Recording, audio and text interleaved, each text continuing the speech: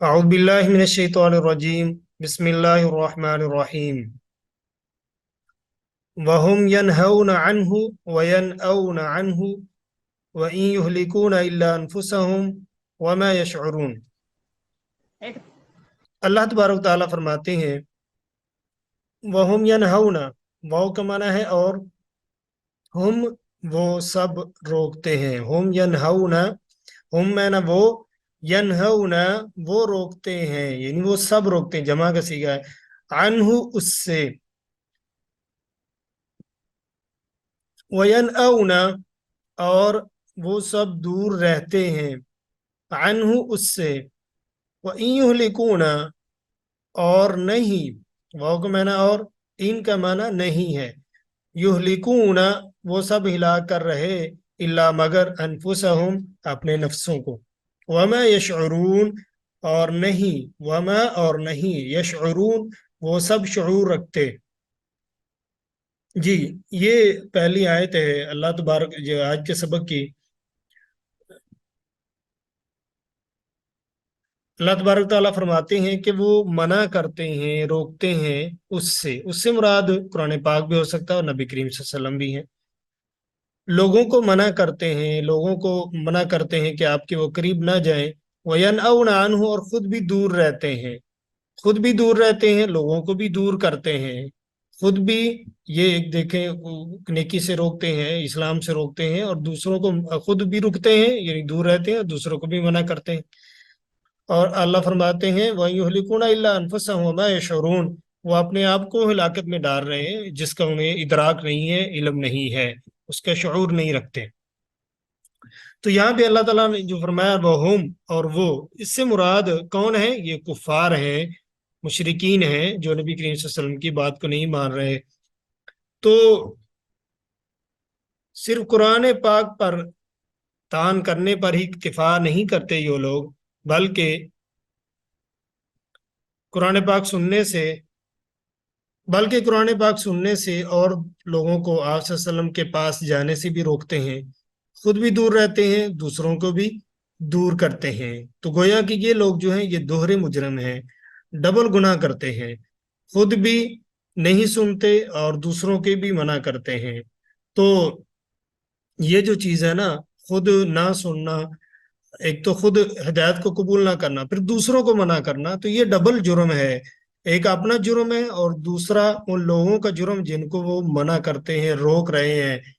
تو اس میں ادلہ میں ہم پڑھتے ہیں قرآن و حدیث میں، اور خاص طور پر نبی کریم صلی اللہ علیہ وسلم نے اس بارے میں ہمیں رہنمائی فرمائی، جو بندہ نیکی پر چلتا ہے اور لوگوں کو بھی دعوت دیتا ہے اس کو اللہ تبارک تعالیٰ اجر دیتے ہیں اس کا بھی، اور جو عمل کرتا ہے اس پر اس کے کہنے سے اس کا بھی اجر دیتے ہیں۔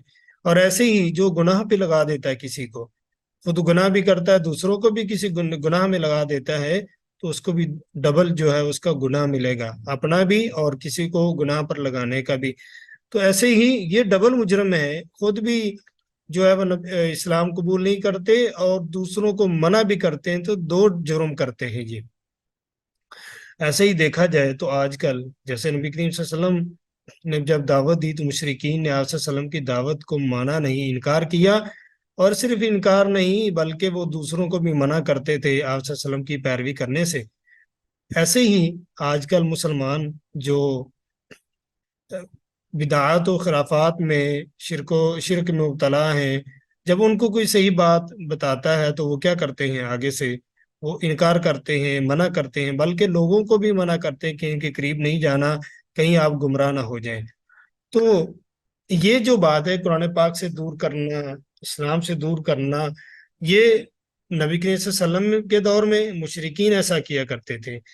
تو یہ اللہ تعالیٰ نے فرمایا کہ وہ اپنے آپ کو ہلاکت میں ڈال رہے ہیں جس کا انہیں ادراک نہیں ہے، شعور نہیں ہے۔ تو اللہ تعالیٰ فرماتی ہے وَيُهْلِكُونَ إِلَّا أَنفُسَهُمْ، یہ جو ان ہے نا، ان اس کا معنی ہے نہیں، ان جو ہے اس کے کئی معنی ہوتے ہیں۔ جب یہ اللہ سے پہلے آیا نا وَيُهْلِكُونَ إِلَّا، اللہ سے پہلے، تو اس کا معنی کریں گے نہیں۔ تو یعنی ایسا کرنے سے وہ اللہ تعالیٰ اور اس کے دین کا کچھ نہیں بگاڑ سکیں گے، بلکہ اپنی ہلاکت کا سامان کر رہے ہیں، اور یہ سمجھتے ہی نہیں کہ ایسا کرنے سے ہم اپنا نقصان کر رہے ہیں۔ وما یشعرون، ان کو شعور بھی نہیں اس کا، بلکہ وہ فخر کرتے ہیں. جیسا کہ دیکھیں نبی کریم صلی اللہ علیہ وسلم کے زمانہ میں جب آپ نے ہجرت کی تو 3 ہجری میں غزوہ احد جو ہے، پہلے بدر ہوا 2 میں، پھر 3 میں جو ہے وہ غزوہ احد ہوا، بالکل مدینہ منورہ کے پاس ہی. تو اس وقت شروع میں تو مسلمانوں کو فتح ملی، اور بعد میں ایسا ہوا کہ کچھ غلطی کی وجہ سے، تیر اندازوں کی غلطی کی وجہ سے مسلمان جو ہیں ان پر لشکر کشی ہو گئی، یعنی وہ مڑ کر آئے پیچھے سے اور انہوں نے مشرکین نے حملہ کیا، تو مسلمانوں کو بہت زیادہ نقصان ہوا. اس کے بعد جب وہ جو مارکا تھا وہ رکا تو 70 تقریباً مسلمان شہید ہو گئے تھے اس میں.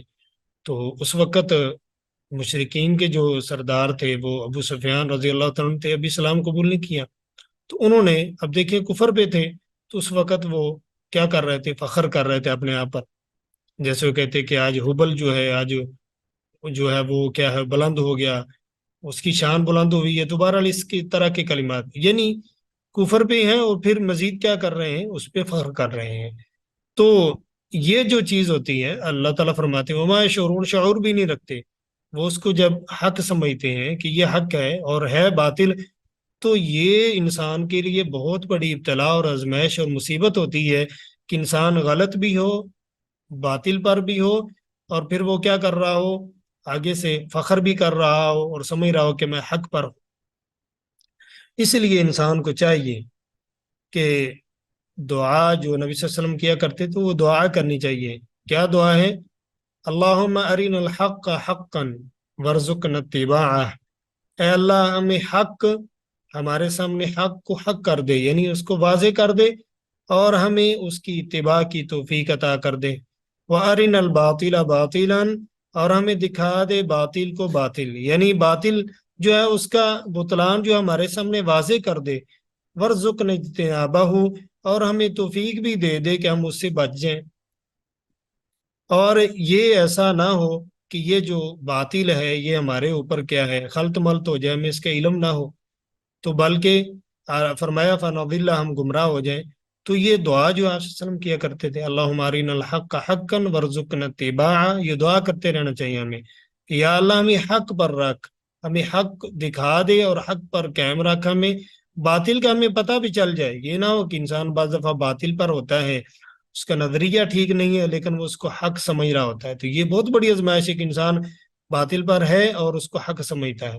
تو بہرحال یہ آپ صلی اللہ علیہ وسلم کی جو دعا ہے یہ ہمیں پڑھتے رہنا چاہیے، دعا کرتے رہنا چاہیے کہ اللہ تعالیٰ ہمیں حق جو ہے وہ دکھا دے، اور اسی طرح باطل جو ہے حق کی توفیق دے دے، اور باطل دکھا دے اور باطل سے ہم کیا ہے، بچ جائیں. تو اس میں آیت میں یہ بیان ہوا ہے کہ وہ لوگ جو ہیں، مشرکین جو ہیں، کفار جو ہیں، آپ صلی اللہ علیہ وسلم پر ایمان خود بھی نہیں لاتے، صرف خود ہی نہیں بلکہ دوسروں کو بھی منع کرتے ہیں. اور وہ سمجھتے ہیں وقتی طور پر کہ ہم بہت کامیاب ہو گئے ہیں، بہت خوش ہیں، ہم نے بہت یعنی کامیاب ہو گئے ہیں. تو اللہ تعالیٰ فرماتے ہیں ایسی بات نہیں ہے. وَيُهْلِكُونَ إِلَّا أَنفُسَهُمْ وَمَا يَشْعُرُونَ، وہ اپنے آپ کو کیا کر رہے ہیں، ہلاک کر رہے ہیں، اور اس چیز کا انہیں ادراک بھی نہیں ہے. تو مصیبت تو یہ ہے نا کہ انسان گناہ کرے تو اس کو پتا ہو میں گناہ کر رہا ہوں، تو یہ تو ممکن ہے کہ وہ توبہ کر لے گا، وہ پلٹ آئے گا. اور اگر انسان گناہ کر رہا اور وہ سمجھ رہا ہے کہ نیکی کر رہا ہوں، تو اس کا پلٹنا اس کے لیے بہت مشکل ہو جاتا ہے. اس کو سمجھانا، اس کے یہ جو ہے وہ بہت مشکل کام ہوتا ہے. تو اس لیے اللہ تعالیٰ سے دعا بھی کرتے رہنا چاہیے کہ یا اللہ ہمیں حق کا راستے دکھا دے، حق واضح کر دے، حق پر ہمیں چلا دے، اور اسی طرح باطل جو ہے وہ ہمارے سامنے اس کا بطلان جو ہے وہ ظاہر کر دے اور ہمیں اس سے بچا بھی لے. اس کے بعد والی آیت ہے، اللہ تعالیٰ فرماتے ہیں وَلَوْ تَرَىٰ إِذْ وُقِفُوا، وہ اور لو کاش، ترا آپ دیکھیں، اذ جب، وقفو یہ سب کھڑے کیے جائیں گے، یعنی جب سب لوگوں کو کھڑا کیا جائے گا. قیامت کے دن مراد ہے، قیامت کے دن کہاں پر، علی النار، آگ پر. فقالو، تو سب کہیں گے، وہ سب جن کو آگ پر کھڑا کیا جائے گا وہ سب کہیں گے یا لیتنا، اے کاش، ہم نرد، ہم لوٹا دیے جائیں، کاش کہ ہم لوٹا دیے جائیں۔ کہاں پہ لوٹایا جائے گا؟ دنیا میں، دنیا میں لوٹ جانے کی خواہش کریں گے۔ وَلَا نُكَذِّبُ، اور نہ ہم جھٹلائیں گے، بِآيَاتِ رَبِّنَا، اپنے رب کی آیات کو، بِآيَاتِ رَبِّنَا، آیات کو، ربنا، نہ جو ہے اپنی طرف آئے گا، اپنے رب کی آیات کو ہم جھٹلائیں گے نہیں۔ وَنَكُونَ، اور ہم ہو جائیں گے، مِنَ الْمُؤْمِنِينَ، مومنوں میں سے۔ تو اللہ تبارک و تعالیٰ نے ان کے بارے میں یہاں پر فرمایا، قیامت کے دن جو ہے وہ خواہش کریں گے، کیا کہیں گے؟ کہیں گے کہ یا اللہ ہمیں لوٹا دیا جائے۔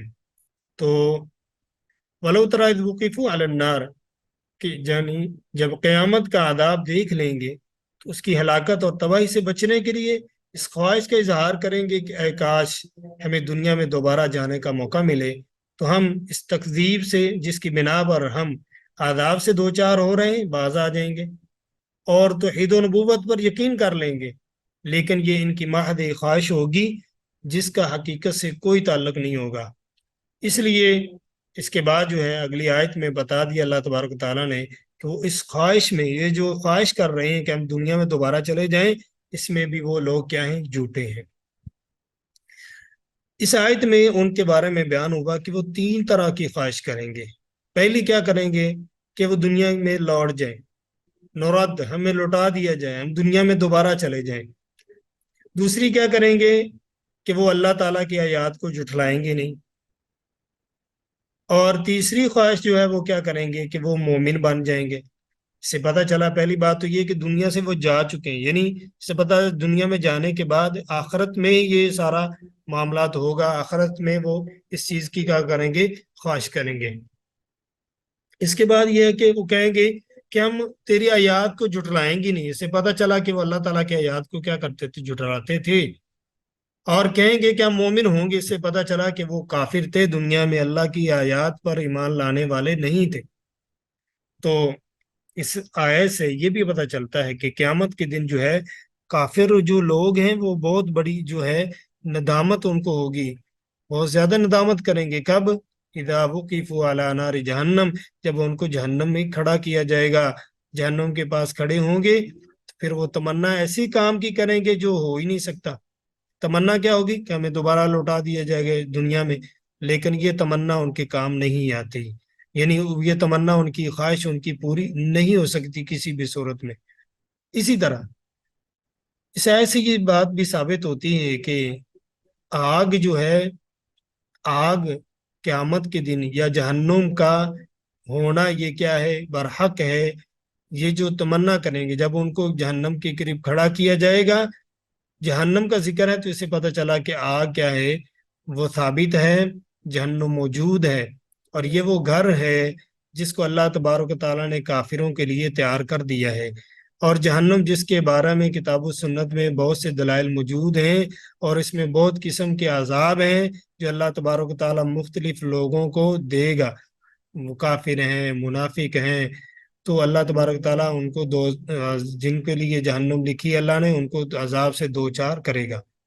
اور اس حیث سے یہ بھی پتہ چلتا ہے کہ قیامت کے دن لوگ بات بھی کریں گے، اٹھنے کے بعد گفتگو کریں گے، جیسے یہ تمنا کریں گے نا قیامت کے دن کہ یا اللہ ہمیں اٹھا دیا جائے دوبارہ، یا اللہ ہمیں دوبارہ بھیج دیا جائے دنیا میں، تو ہم نیک اعمال کریں گے، مومن بن جائیں گے۔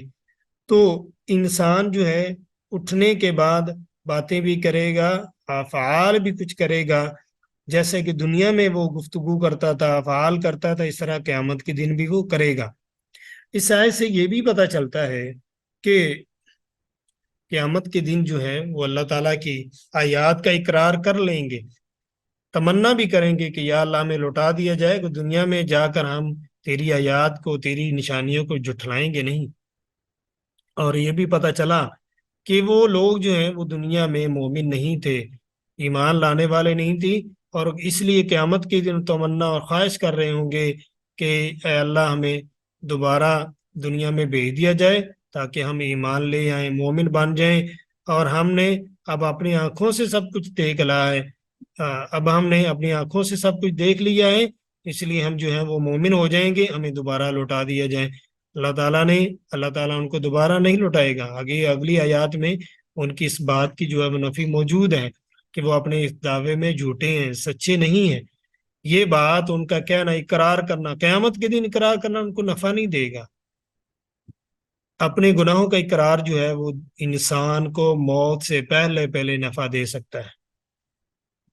جب تک انسان کی جان جو حلق تک نہیں پہنچتی، موت یعنی آنے سے پہلے پہلے انسان کے پاس وقت ہے، اس کے لیے دروازہ توبہ کا کھلا ہوا ہے۔ جتنے بھی گناہ ہیں انسان اگر توبہ کر لیتا ہے، یہ توبہ اس کو نفع دے گی۔ اسی طرح جب سورج مشرق کی بجائے مغرب سے نکل آئے گا، قیامت کے برپا ہو جائے گی، تب بھی انسان کا توبہ کرنا اس کو نفع نہیں دے گا۔ دیکھیں اللہ تبارک و تعالیٰ نے قرآن مجید میں فرعون کے بارے میں ذکر کیا کہ جب اس کو وہ باغی تھا، سرکش تھا، بلکہ وہ کہنے والا تھا نا ربکم الاعلی، وہ کہتا تھا میں تمہارا رب ہوں، تمہارا معبود ہوں۔ تو جب وہ موسیٰ علیہ السلام کے پیچھے نکلا اور وہ سمندر میں جب غرق ہونے لگا، حتی اذا ادرکہ الغرق، جب اس کو جب وہ اس میں تھا سمندر میں غرق ہونے لگا، تب اس نے کہا کہ میں تو اللہ پر ایمان لاتا ہوں، میں مسلمان ہوتا ہوں۔ تو اللہ تعالیٰ نے فرمایا الآن وقد عصیت قبل، اب اس سے پہلے تو نافرمان تھا۔ اللہ تعالیٰ نے یعنی جب موت اس کو آئی اس وقت وہ توبہ کر رہا تھا، اس وقت جو ہے توبہ اس کو نفع نہیں دیا اس توبہ نے۔ تو توبہ انسان کی جو اس وقت تک اس کو نفع دے گی، جب وہ کیا کرے گا، موت آنے سے پہلے، قیامت برپا ہونے سے پہلے انسان کیا کرے گا، توبہ کرے گا۔ قیامت کے دن جو انسان توبہ کرے گا، کہے گا کہ یا اللہ مجھے علم ہو گیا ہے، اب میں صحیح ہوں اپنی بات میں، دنیا میں اگر تو لوٹا دے گا تو میں مومن بن جاؤں گا۔ اب اللہ تعالیٰ اس وقت میں جو اقرار کریں گے اس کا ان کو کوئی فائدہ نہیں دیں گے، دنیا میں ان کو دوبارہ بھیجا نہیں جائے گا۔ اس کے بعد والی آیت میں اللہ تعالیٰ فرماتے ہیں بل بدا لهم ما كانوا يخفون من قبل ولو ردوا لعادوا لما نهوا عنه وانهم لكاذبون۔ بلکہ بدا ظاہر ہو گیا لہم ان پر، ما جو کانو یخفون تھے وہ سب چھپایا کرتے، من قبل اس سے پہلے، ولو اور اگر ردو یہ سب لوٹا دیے جائیں، کہاں پہ، دنیا میں، لعادو یقیناً دوبارہ کریں گے۔ کیا دوبارہ کریں گے؟ وہ پہلے والے گناہ ہی، لما نہو عنہ اسے جو نہو سب منع کیے گئے، عنہ اس سے، وَإِنَّهُمْ اور بے شک وہ لَكَاذِبُونَ یقیناً سب جھوٹے ہیں، سب کیا بولنے والے ہیں، جھوٹ بولنے والے ہیں۔ تو اللہ تبارک تعالیٰ نے فرمایا کہ اگر ان کو اب ان کے سامنے ظاہر ہو گیا سب کچھ، اب حقیقت واضح ہوگی، جس کے انکار کرتے دنیا میں سب کچھ واضح ہو گیا، اب ان کو یقین ہو گیا ہے، اب کیا کرتے ہیں، اب وہ اللہ فرماتے ہیں یہ جو پیچھے وہ کر رہے تھے نا، تمنا کر رہے تھے، اللہ تعالیٰ نے اس کی تردید کی، اللہ فرماتے ہیں اگر وہ لوٹا دیے جائیں دوبارہ یہ کام کریں گے، جس سے منع کیا گیا دوبارہ جب دنیا میں جائیں گے تو پھر کیا کریں گے، دوبارہ انہیں گناہوں میں پڑ جائیں گے۔ یہ اپنے دعوے میں، اپنی بات میں کیا ہے، جھوٹے ہیں۔ بل بدا لہم ما کانوا، کیا مراد ہے، اس سے پہلے اللہ تعالیٰ کے سامنے جس کفر و شرک اور نفاق کو وہ جھوٹی قسمیں کھا کر چھپانے کی کوشش کر رہے تھے، اس کی حقیقت کھل جائے گی۔ یعنی ایسے دلائل جن سے حق واضح ہوتا تھا، ان کی کوشش یہ ہوتی تھی کہ کوئی ان دلائل کو سن بھی نہ سکے اور ان پر پردہ ہی پڑا رہے۔ وہ حق آج ظاہری صورت میں اپنی آنکھوں سے دیکھ لیں گے تو دوبارہ دنیا میں جانے کی خواہش کریں گے۔ یعنی ایسے دلائل جن سے حق واضح ہوتا تھا، ان کی کوشش یہ ہوتی تھی کہ کوئی ان دلائل کو سن بھی نہ سکے اور ان پر پردہ پڑا رہے، تو وہ آج ان کے سامنے جو ہے ظاہری صورت میں آنکھوں سے اس کو دیکھ لیں گے، تو دوبارہ دنیا میں جانے کے آرزو اور فرما بردار بن کر رہنے کا جو وعدہ کریں گے، وہ وعدہ چونکہ شوق و رغبت کی بنا پر نہ ہوگا، شوق سے نہیں کر رہے ہوں گے، بلکہ کیا، جہنم کے عذاب کو دے کر اضطراری وعدہ ہوگا۔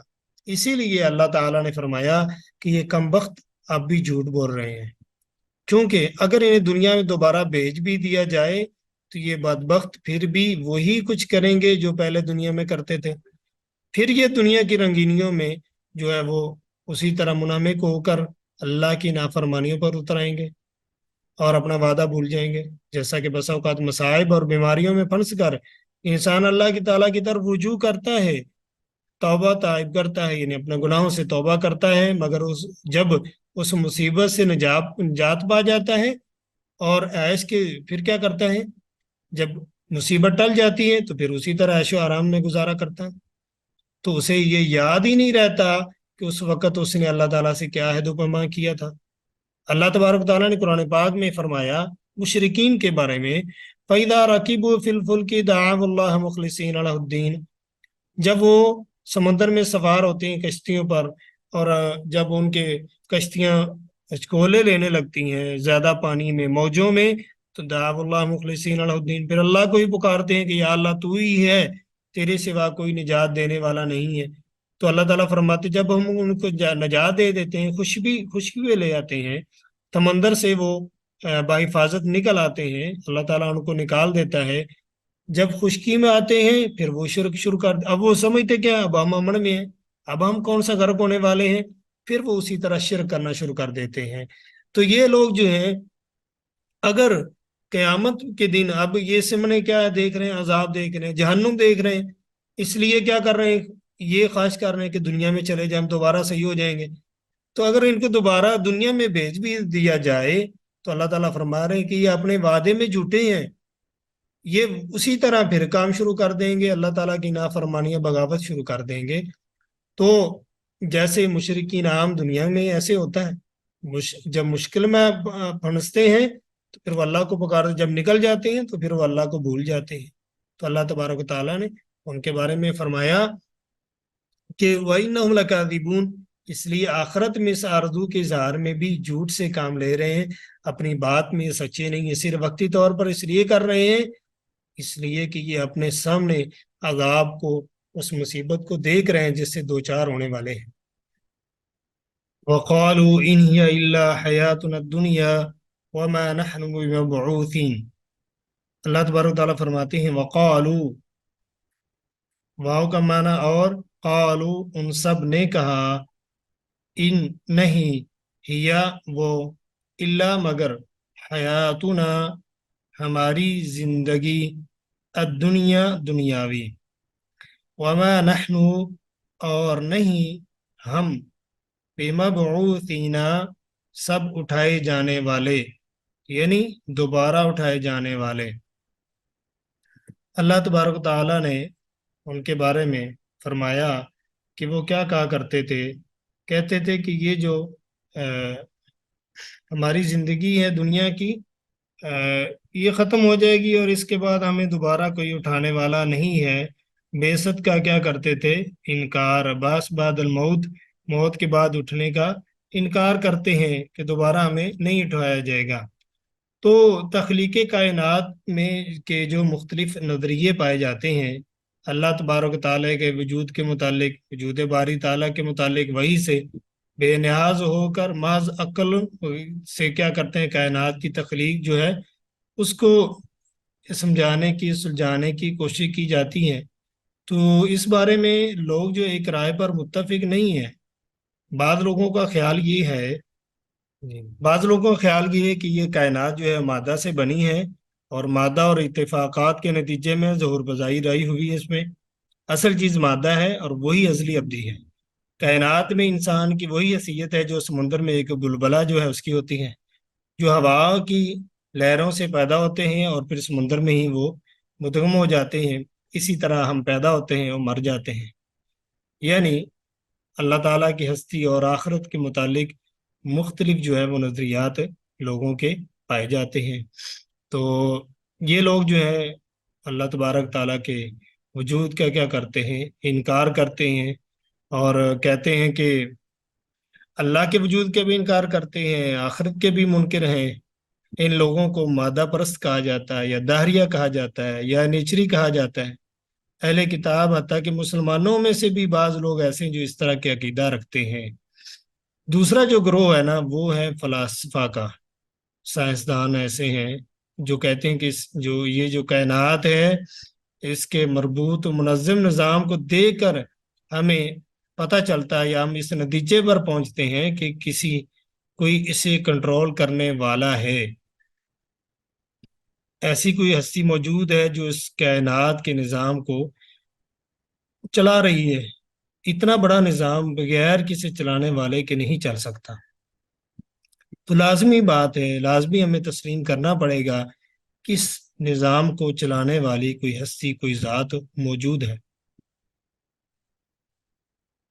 اس طرح یہ لوگ وجود باری تعالیٰ کے تو قائل ہیں، یہ تو مانتے ہیں کہ کوئی چلانے والا اس کا ہے، مگر اخروی زندگی پر ان کا ایمان نہیں ہوتا۔ غالب اس کی وجہ یہی ہوتی ہے کہ یہ لوگ دین کی پابندیوں سے آزاد رہ کر زندگی گزارنا چاہتے ہیں۔ مانتے تو ہیں کہ اس کائنات کا کوئی خالق ہے، لیکن اخروی زندگی اور دین کی جو پابندیاں ہیں ان کو ماننے پر کے لیے تیار نہیں ہے۔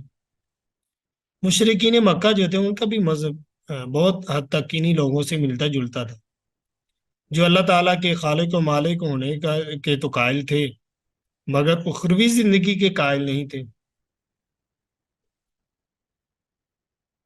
تاہم اللہ تعالیٰ نے یعنی ان کا ذکر کیا قرآن پاک میں، اور وہ کیا کرتے تھے نا مشرکین، جب ہڈیاں بن جائیں گے، ریزہ ریزہ ہو جائیں گے، تو کیا ہم دوبارہ اٹھائے جائیں گے؟ تو یہ وہ لوگ جو ہیں وہ اپنے آپ کو کہتے تھے کہ ہم ملت ابراہیمی ہیں، ان پہ چلنے والے ہیں، لیکن اس کے ساتھ ساتھ آخرت کا انکار کرتے تھے۔ وہ بتوں کو پوجا کرتے تھے، اور ان کو پوجا کرنے کی یعنی بتوں کو پوجنے کی جو وجہ تھی وہ یہ کیا بیان کرتے تھے کہ یہ جو دنیاوی ہماری حاجات ہے، ضروریات ہیں، مشکلات ہیں، ان کو دور کرنے والے ہیں، ان کو پورا کرنے والے ہیں، ضروریات کو، مشکلات ہم سے دور کرنے والے ہیں۔ دوسرا اس لیے وہ ان کو پکارتے تھے کہ یہ اللہ تعالیٰ کے ہاں، اللہ تعالیٰ اور ہمارے درمیان یہ وسیلہ ہے، تقرب کا ذریعہ ہے، اس لیے وہ بتوں کی پوجا کرتے تھے۔ ایمان بالآخرت بھی چونکہ ایمان بالغیب کا ایک اہم جز ہے، لہذا اللہ کی ذات کو تسلیم کرنے کے باوجود اللہ تعالیٰ نے ایسے کافروں کو، ایسے لوگوں کو کافر قرار دیا ہے جو آخرت کا انکار کرتے ہیں، آخرت کو نہیں مانتے، موت کے بعد اٹھنے کا یقین نہیں رکھتے، تو اللہ تعالیٰ نے ان کو بھی جو ہے وہ کافر قرار دیا ہے۔ ایمان بالغیب کا اہم جز یہ بھی ہے کہ آخرت پر کیا ہے، ایمان رکھا جائے۔ اللہ تعالیٰ فرماتے ہیں الذین یؤمنون بالغیب ویقیمون الصلاۃ ومما رزقناہم ینفقون، جو غیب پر ایمان رکھتے ہیں اور آخرت وہ خرچ بھی کرتے ہیں، اور آخر میں آتا ہے وہ بالآخرۃ ہم یوقنون، سورہ بقرہ میں، وہ آخرت پر کیا کرتے ہیں، یقین رکھتے ہیں، آخرت کا بھی یقین۔ یہ ایمان اہل علم کا، مسلمانوں سے یہ تقاضا ہے کہ وہ ایمان بالآخرت یعنی اس پر بھی ان کا کیا ہے، پورا یقین ہونا چاہیے، آخرت پر پوری طرح وہ یقین رکھتے ہوں۔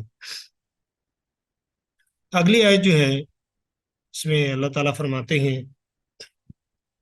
وَلَوْ تَرَى إِذْ وُقِفُوا عَلَى رَبِّهِمْ قَالَ أَلَيْسَ هَذَا بِالْحَقِّ قَالُوا بَلَى وَرَبِّنَا۔ اللہ تعالیٰ فرماتے ہیں وَلَوْ تَرَى، اور کاش، ترا آپ دیکھیں، اذ جب، وقفوا وہ سب کھڑے کیے جائیں گے، علی ربہم اپنے رب کے سامنے، قال وہ فرمائے گا، واللہ، الیس ھذا بالحق، کیا نہیں یہ حق؟ قالوا وہ سب کہیں گے بلا کیوں نہیں، وربنا ہمارے رب کی قسم۔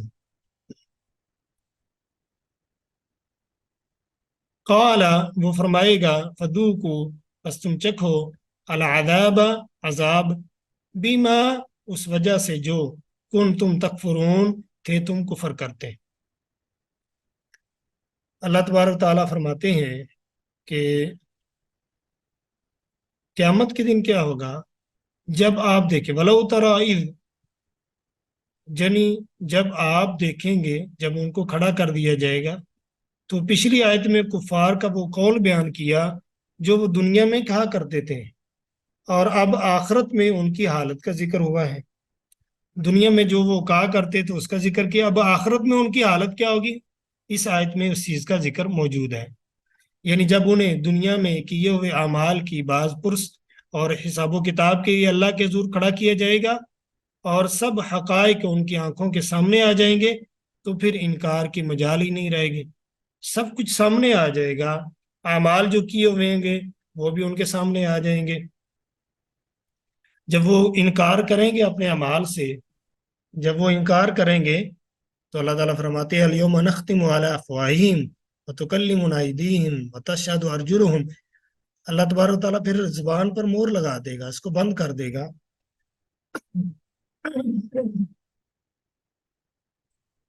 پھر باقی جو اعضاء ہیں انسان کے،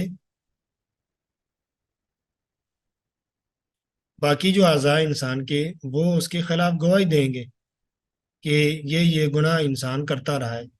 تو جب حقائق سامنے آ جائیں گے لوگوں کے، تو پھر یہ انکار کی کوئی مجال ہی نہیں رہے گی کہ کوئی جو ہے وہ اپنے کیے ہوئے سے مکر جائے۔ ہاں، اس وقت وہ حسرت اور مایوسی کے عالم میں کہیں گے کہ ہم دنیا میں کیسے غلط انداز سے سوچتے رہے، اور آج اللہ کے سامنے قال علیہ هذا بالحق، کاش آپ وہ منظر دیکھیں جب انہیں ان کے رب کے سامنے کھڑا کر کے ان سے پوچھا جائے گا کہ کیا یہ آخرت اور جزا و سزا حق نہیں ہے۔ اب وہ اپنا قول بالکل ہی بدل لیں گے۔ کیا کہیں گے؟ وہ قسم کھا کر قیامت کے دن کے حق ہونے کا اقرار کریں گے، مگر اس وقت اقرار انہیں کوئی فائدہ نہیں دے گا، بلکہ اللہ تبارک تعالیٰ فرمائے گا پھر اپنے کفر کی وجہ سے عذاب کا مزہ چکھو۔ قرآن مجید میں قیامت کے دن ان کی اس خواہش کا اور اسے ٹھکرا دیے جانے کا کئی جگہ پر ذکر موجود ہے، جیسے کہ سورہ مومنین ہے، سورہ سجدہ ہے۔ اس صورتوں میں ذکر ہے کہ وہ خواہش کریں گے، اب پہلے مانتے نہیں تھی، جب دیکھیں گے سب کچھ سامنے مانیں گے، پھر خواہش کریں گے تو اللہ تبارک تعالیٰ پھر ان کی خواہش کو کیا ٹھکرا دے گا۔ تو آج کے سبق ہم یہاں تک مکمل کرتے ہیں، نیٹ پرابلم کر رہا ہے تو انشاءاللہ آئندہ شروع کریں گے۔ آج ہماری جو آیات ہیں وہ 30 تک ہو گئی ہیں الحمدللہ، تو 31 سے انشاءاللہ ہم آگے پڑھیں گے آئندہ انشاءاللہ۔